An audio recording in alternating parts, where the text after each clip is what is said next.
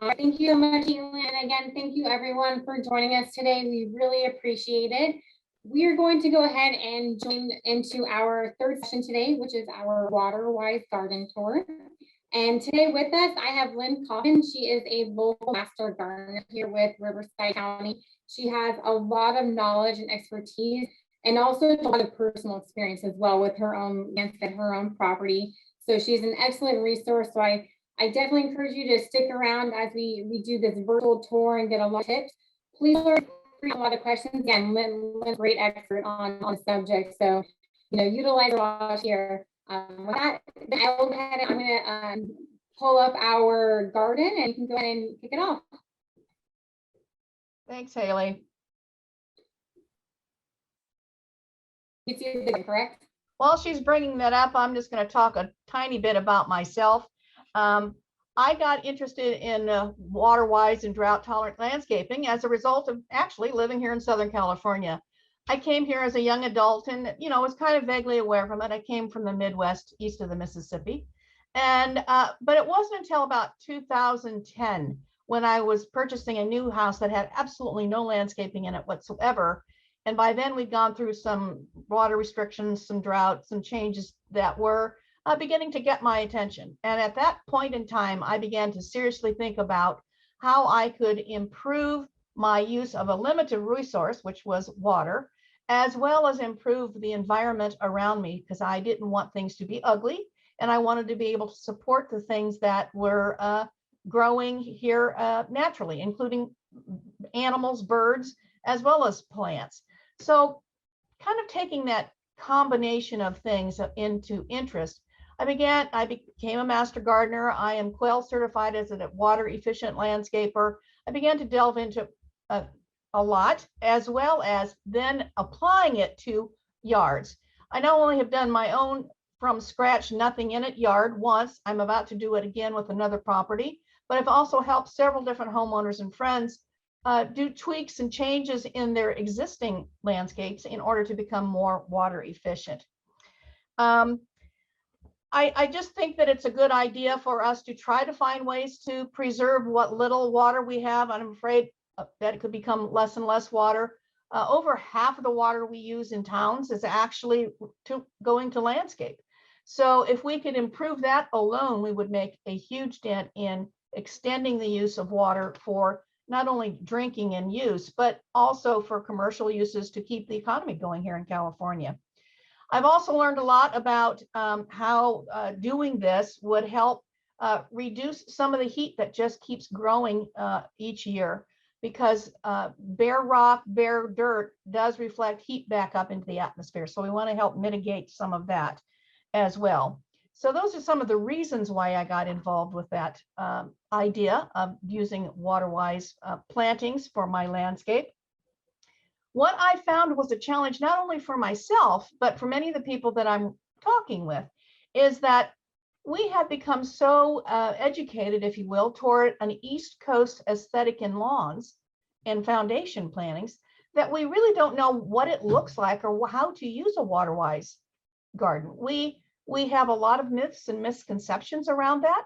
We think that it has to be desert. It doesn't. We are actually in what they call a Mediterranean climate. So we do have more plants available to us than just cactus. And so how do you combine those things in order to make it look beautiful?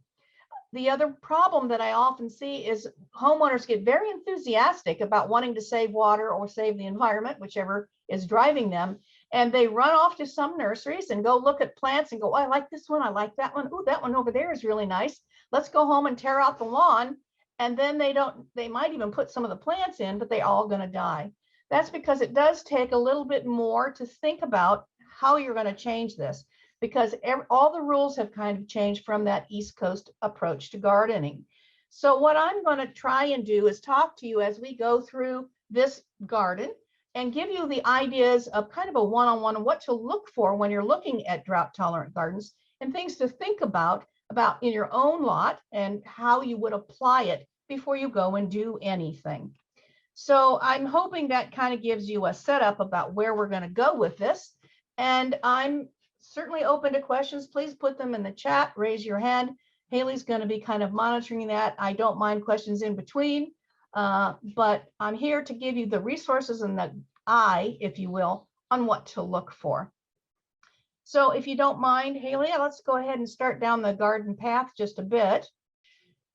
I'm going to be talking about different elements that you're going to see as we go down this. This is located in front of the Elsinore Valley Municipal Water District office.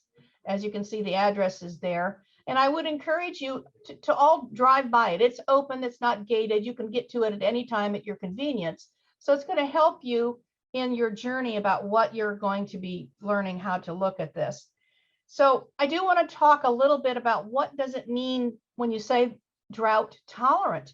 It means different things to different peoples, and that's somewhat up the confusion that happens with everything. I can tell you what it is not. Drought tolerant is not no maintenance. Drought tolerant is not no water use.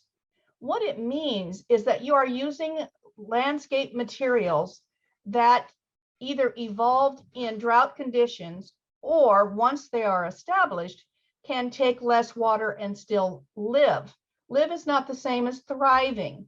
So that is a big important point for you to know. So again, it's not about no maintenance and no water. It's about using water in a different amount and having a different schedule on how you do maintenance and how you do the maintenance. So it is really a real mindset change from what you have been doing. It does not go well, actually, with the mow and blow concept of gardening. So it is a way of making a big pivot in the way you're approaching things, somewhat like, unfortunate example I have would be COVID, when everyone had to become virtual when they hadn't done it before. Going to California-friendly, drought-tolerant landscapes is a big change. So I want you to be prepared for what you're going to be looking for. And that first step is retraining your eye. So we are now in a drought-tolerant garden. And as you can see, there is no grass to be found, at least not any turf grass. So that's the first big thing. So if you have a lawn in the front of your house and right up against the house are some foundation plantings, if you take all the lawn out, you're just going to have a big bare space. What do you do with that big bare space? Do you try to make it work, or do you have to reconfigure the space so that it has a better feel to it? So we'll talk a little bit more about that in another couple of minutes. But right now I want you to look at these elements while we're standing in the garden. You can notice that it has got a street to the right and it has a large building to the left. So you are actually in the garden when you're walking along the path. Additionally, cars driving by will be looking toward that building. So you're going to have plants that tend to be lower to the right side of that middle path and a little bit larger or hedging to frame the building. So that's an element to think about when you're working with drought tolerant landscape. As we walk along this path a little bit, you'll notice the path has different kinds of hardscape. It can be stepping stones. In this case, it's got decomposed granite between those. It could be concrete, it could be a brick, it could be a number of different hardscapes. Think about what you want as your materials. The nice thing about this type of path is that it's what they call water permeable. So rainwater would actually soak into the ground rather than run off into the gutter. You've been hearing a lot about how water has to be clean because things that shouldn't be in it are pushed into the system.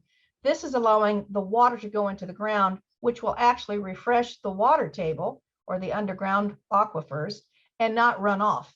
So that is a big part of how this will be improved.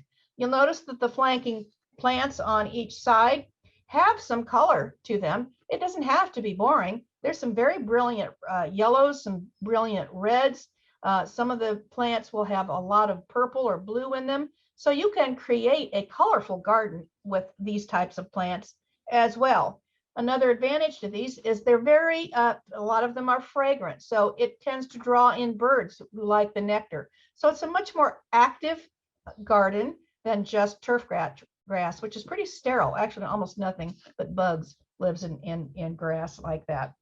So ways that you can learn how to change your eye would be looking online, looking in Pinterest. driving neighborhoods, both older neighborhoods to see what you like and what you don't like, as well as brand new developments, because the regulations have changed that new developments must put in drought tolerant landscaping in a certain percentage of their development. And if you're going and looking toward model homes, you'll get examples of professionally designed landscapes. And it's going to give you a really good example to help you train your eye in real time about what to look at. The other thing, of course, is to go to demonstration gardens. And there are a lot of very good demonstration gardens around. I have created some resources that Haley will start sharing some of those. I want to talk just briefly about the demonstration gardens. They all focus on something a little bit different. Some will focus on the plants. That's predominantly what this garden is showing. There are some gardens near the Chino Basin Water Conservation District that actually show kind of examples of, like, they have structures of house framing that will help you see how it would apply to a front or a backyard. And then if you go to native gardens, which is the one in Claremont is the closest one, it shows native plants in native combinations, both from a kind of an urban point of view as well as a wildlife point of view. So depending on where you're trying to direct your gardening might tell you kind of what demonstration gardens that you're looking for. So let's go down this a little bit and talk about in the middle of the garden here. You'll see that we are also splitting into multiple paths. Again, it is not so linear. It's a little bit more casual. You'll notice a change in the type of pathway, which is decomposed granite edged by brick. On the other side will be, I think, is just decomposed granite. You can mix and match these a little bit. You're kind of creating islands around which you make different kinds of tableaus of landscape. So that's another way to break it up so that you can have it be different little rooms, if you will. The thing that you want to start getting when you're looking at this garden at this stage is you want to start looking layering of the plants. So begin to notice the trees that are coming in. Are they small trees? Are they bigger trees? Which trees are drought tolerant? Which trees were already there in place? I think the magnolia on the right past that telephone pole was a tree that was already in existence. So they worked with that tree rather than removing that tree. And then they planted some of the other trees that are in there. So your yard might be a start from scratch scenario, or it might be what do you want to keep in the yard that you have and what do you want to remove? The thing is, when you're trying to figure out how you want this to lay out, it is really daunting if you really don't know where to start. And so I think the best suggestion for that is to do some research and get a few tools online that's going to help you start over in your mind. Because if you stand in front of your yard and look at your yard, it's really hard to remove what is there and think of something entirely differently. So go online, Google landscape planning worksheets. That will give you some things to help you decide how many people are going to use the yard. Do you need it for dogs? Do I have to have shade? Do I want to entertain in it? Is it just for ornamental use? Whatever it is, it's going to help you narrow down some of those criteria. And that's really going to help you. Having the world at your feet actually makes it harder. So we want to narrow down things that you really need. The other thing that I am really finding useful for people is to go to different websites to get already created, at least concept landscapes. From that, now you can take that when you go out to your front or backyard, and now you begin to compare and see, well, I like parts of this that will do something like I already have. I just need to tweak this. It allows you to adapt, and that is significantly easier to do than trying to dream this up on your own. It's good to know, your limits. If it's just too much for you, it might actually save you time and money to hire a landscape designer. If these already made landscape designs are helpful to you, and then you only need a contractor to put in concrete work, use that as a template. Know what your limits are, know where you need to get help, and maximize that. I have some very good websites. The Eastern Valley Municipal website has two really nice front yard possibilities for a typical suburban house. One uses it if you have kind of a big swale in the middle of your front yard for drainage that's often put in homes. And then another one is how to make a bigger use of hardscape than just the L-shaped sidewalk in some of the older houses that have been there. So take a look at that one. There's a few other ones. There's a landscape guide that will talk also, it's on their website, that will allow you to look at, I'll call it island plantings as a rule. That gives you some very good examples of that. Check that one out. And then, to be honest, Western Municipal Water District has some excellent landscapes for front and back. And the key takeaway with that grouping is that you kind of are making a choice on where to save your water. So they have several that are called empty nesters, where they want to be sure that they have the front of the yard looks a little bit more traditional, but they've made it completely drought tolerant in the back. With a growing family or with someone with dogs, you might want that reversed. You might want the water-wise part in the front yard so you can have some turf in the back to have children play or dogs to wrestle on. So kind of make some choices about where you want your water-wise landscaping to be. Okay, let's keep going down the path just a little bit. We need to know something about we'll stop right here. It's a good spot. Something about what you need to do in order to know your site.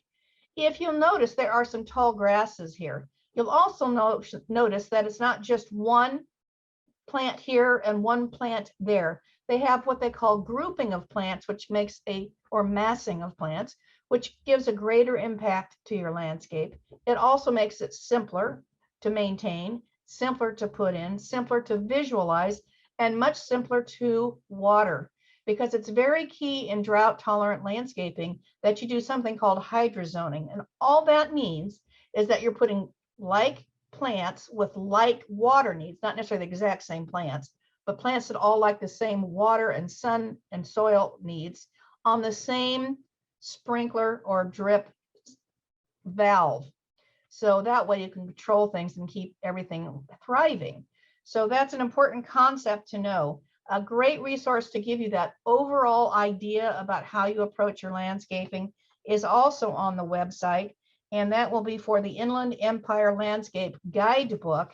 It's an excellent kind of primer book on how you look at your entire landscape, how you prepare the soil, how you put in water systems, how do you choose plants. So at this point, when you've kind of decided your wants and needs and where you want the direction to go, please take a look at that to get kind of the big picture. After you've done that big picture, you are better equipped to either talk to people you're hiring or better equipped for you to move forward with your project. Either way works. So let's just keep going down. You'll notice another element in the garden here as we go along will be use of fencing to divide sections. So think of it as rooms that you go through or rooms that you walk through and enjoy. This is really a much more experiential type of garden. So enjoy it, have it be a destination. If you had little kids, you might have them running on their little, I don't know if they use Hot Wheels anymore, but in the olden days they did. They could run those Hot Wheels down and hit that circle and run back and play out there just as easily or maybe even more easily than if it was a turf yard. So think about it in those kinds of ways. I want to talk something about if you are going to be removing your turf, I want you to think about your budget, because really almost nothing is free. So even buying a few plants can add up to more than you think. Tearing things out actually costs money. Putting in hardscape of any sort definitely costs money. How much of your project do you want to change at one time? If you just want to change the foundation plantings in the front of your house as a start with that size of a project and make it bigger over time. So think about how you want to stage things.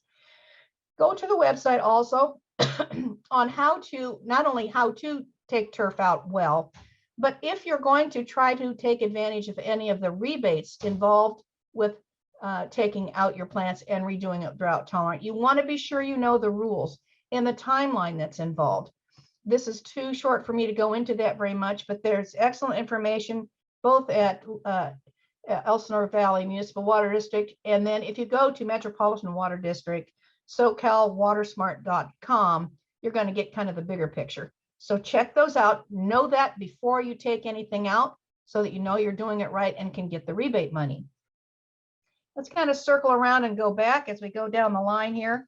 And now I want to talk briefly about plants. So when we're looking in these demonstration gardens, you'll see a lot of little signs all over that will tell you about different plants.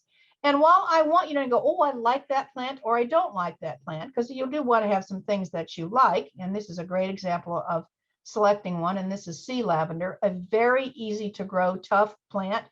The green part stays green year round. It grows about 1.5 feet tall. And then it has these really purple papery flower heads almost all the time on the plant that grow up another 1.5 feet. So it's a great showy plant. It looks better if you deadhead them so it doesn't get, the dead looking stuff on it, but you don't have to. Natural, it happens naturally to fall off. So that's where you're going to learn specifics about plants as you go down. The key thing to think here is you're trying to get the right plant in the right place.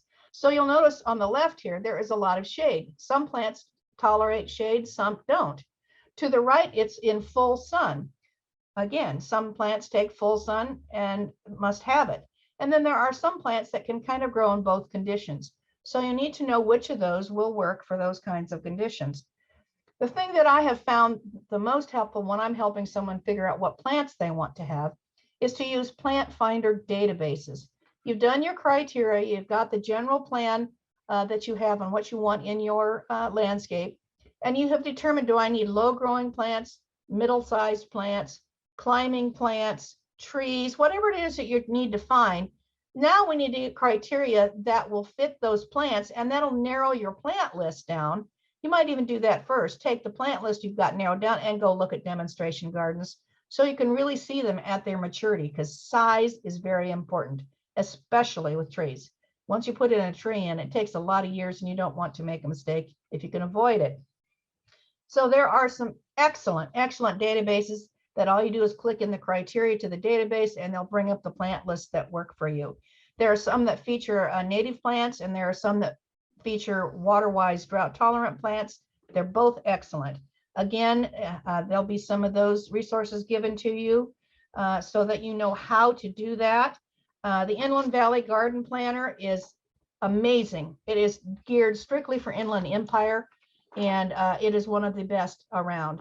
In addition to that is calscape.org, and that is for native plants. Just be sure that is for the whole state of California.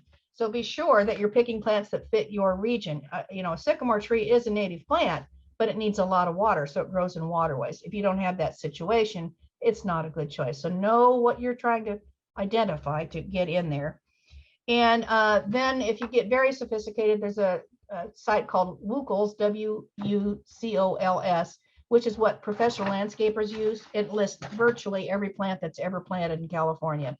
So I find the other two to be a little bit more helpful to homeowners, but it will give you a great opportunity to figure out what plants work for you as you walk down. And then finally, I want to talk just a little bit about irrigation.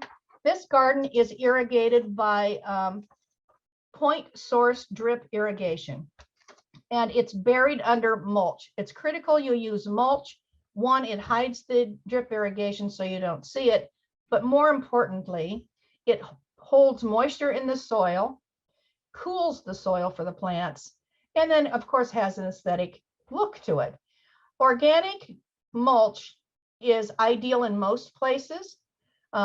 It is not ideal in every place, and you can use rock mulch if you want. Rock mulch is not a ground cover. It is a mulch. If you use it as a ground cover, it's going to look ugly because it's just it's a monotone, just like a turf yard is. If you want it to be more interesting, you use it as a mulch to protect the roots of your plants. So you can get information about irrigation. There are rebates regarding even converting to more efficient spray heads if you are keeping some turf. And look on that on the websites that they have. And as we walk back toward the beginning of the garden, that's giving you a kind of a very quick and fast thing about elements to look for. Come and enjoy the gardens. Not only this one, but any garden you can look at, but look at it with the questions in your mind so that you know what it is you're seeing, and then translate that to your plans and into the implementation of your garden. And I hope that gives you a very fast overview. I appreciate the opportunity to try to explain that to you. And now, Haley, if there are any questions that I can answer, I'd be more than happy to do that. Perfect. Thank you, Lynn. So again, if you have questions, feel free to enter them into the Q&A or the chat box. If you to personally ask a question, you can also raise your hand and we can unmute you. Like I said, I recommend taking advantage of Lynn being here, very knowledgeable. I'll wait a minute or two to see if there's any questions that pop up, but just as a reminder, the garden we're walking through, you can access it at any time, both virtually or in person. It is located at our on Chain Street, and we do have brochures that are available as well as plant signs listed throughout the garden. So if you want to have a better idea of the plants are here, you can find it. And then you can also find a link to this for this virtual tour in the chat box. And you can also find it on the website as well. So if you want to take some more detailed time to go through it on your own, we do have this available to walk through this garden virtually at any time. And then also, you know, we've been looking at a lot of links in the chat box through Lynn's presentation. So if you missed it, we do have all these resources available both on the Flow into Fall event page and the Conservation and Garden booth. And then we also have them in addition on our regular EVMWD website under our Water-Wise Landscaping. We have so many resources available. Converting your yard to a Water-Wise landscape is a big project. So we want to make sure that we can give you as many resources as possible. So this includes free landscape designs that we had done by a professional landscape architect, different plant libraries that we offer, guidebooks that Lynn had mentioned. There's a plethora of resources that we definitely recommend taking advantage. And also we've done workshops. You know, this past year we've been doing our workshops virtually for landscaping, and we have recorded. So if you wanted to take a look at that, I know someone in the chat earlier mentioned discussing edible plants. We actually just recently here had a Water-Wise edible virtual workshop that we record. So that is on our website at evmwd.com/conservation. So you can definitely check it out. And if you have anything in particular you want to mention about Water-Wise edibles, it's feel free. We have that's coming right now. So what is your favorite combination of tolerant plants to have ahead of starting? So do you have any personal favorites? Well, it's kind of like saying, what's your favorite child? So as usual, that's a depend question. But I do want to say fall and winter are the best times to be converting lawns to drought tolerant in Southern California. You have the weather working in to your advantage, where it's not so hot it's burning them up while they're trying to establish. And if we're lucky enough to get winter rains, that rain will keep the ground moist enough, which will encourage root development, which you may not see for a few months, which is great because it's putting the energy into developing its root system. And then late spring, they'll start to explode. So this is a great time to be trying to do that conversion. You know, when you go to nurseries right now, you're going to find that it's kind of a hard time right this month. There's a lot of it's between the plants are really stressed and hot and not much wants to grow, and it's about to go into the winter, the cool season plantings. So finding plants right now is a little bit challenging, but I'm trying to do some refresh right now with some of my plants. So I'm actually removing some of mine that did not do as well with this very high 100-degree heat that we seem to have more and more of, and putting a little bit more plantings of plants that can take those conditions. I actually find the Blew My Mind Morning Glory to really be successful. It's a very cute little plant. It grows about 18 inches tall, kind of gray-green, smallish leaves, has this amazing blue color flush of flowers. It just covers it.